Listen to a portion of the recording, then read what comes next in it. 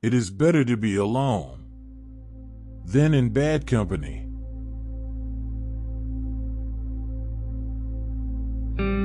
If freedom of speech is taken away, then dumb and silent we may be led, like sheep to the slaughter.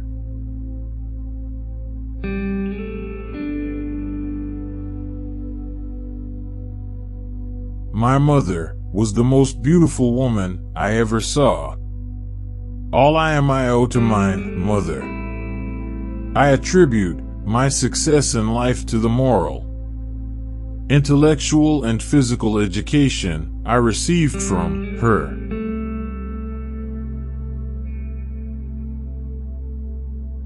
But, lest some unlucky event should happen unfavorable to my reputation, I beg it may be remembered by every gentleman in the room that I this day declare with the utmost sincerity, I do not think myself equal to the command I am honored with.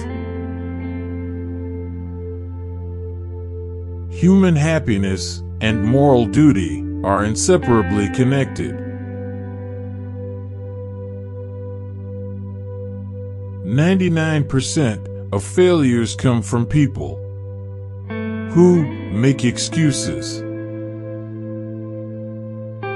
There is nothing which can better deserve our patronage than the promotion of science and literature. Knowledge is in every country the surest basis of public happiness. A primary object should be the education of our youth in the science of government. In a republic, what species of knowledge can be equally important? And what duty more pressing than communicating it to those who are to be the future guardians of the liberties of the country? Be courteous to all, but intimate with few, and let those few be well tried before you give them your confidence. True friendship is a plant of slow growth, and must undergo and withstand the shocks of adversity before it is entitled to appellation. A free people ought not only to be armed, but disciplined, to which end a uniform and well-digested plan is requisite, and their safety and interest require that they should promote such manufactories as tend to render them independent of others for essential, particularly military, supplies. Associate yourself with men of good quality, if you esteem your own reputation, for 'tis better to be alone than in bad company.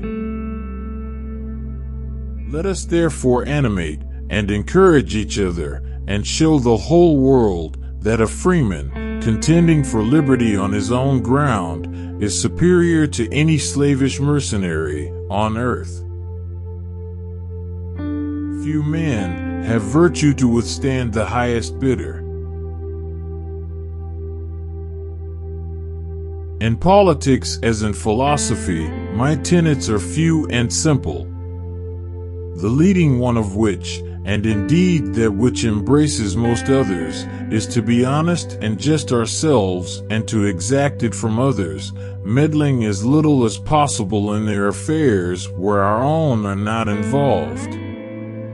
If this maxim was generally adopted, wars would cease and our swords would soon be converted into reap hooks, and our harvests be more peaceful, abundant, and happy.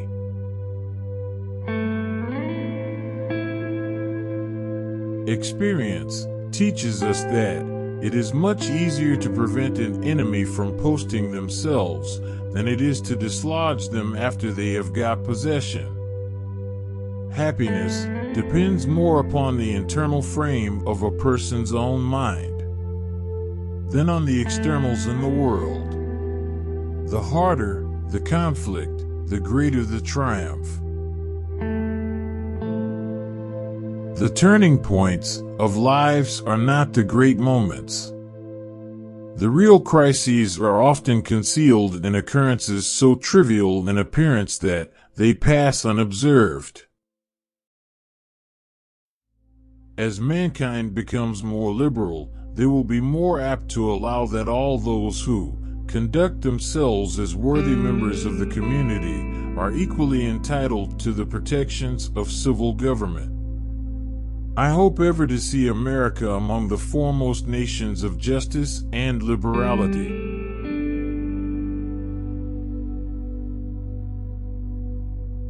If we desire to avoid insult, we must be able to repel it. If we desire to secure peace, one of the most powerful instruments of our rising prosperity, it must be known that we are at all times ready for war.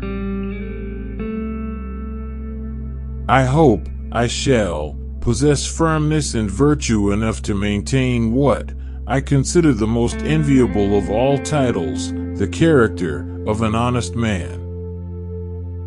Where are our men of abilities? Worry is the interest paid by those who borrow trouble their country. I conceive a knowledge of books is the basis upon which other knowledge is to be built.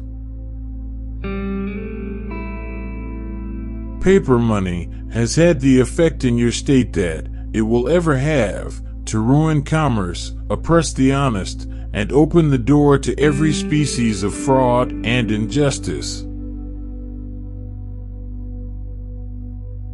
2. Encourage literature and the arts is a duty which every good citizen owes to his country. Where are our men of abilities? Why do they not come forth to save their country?